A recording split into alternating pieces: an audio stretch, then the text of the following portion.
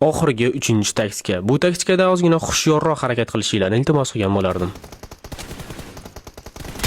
Tushunmadim. Hozir buni nimasi taktika endi degan savol berishga shoshilmang.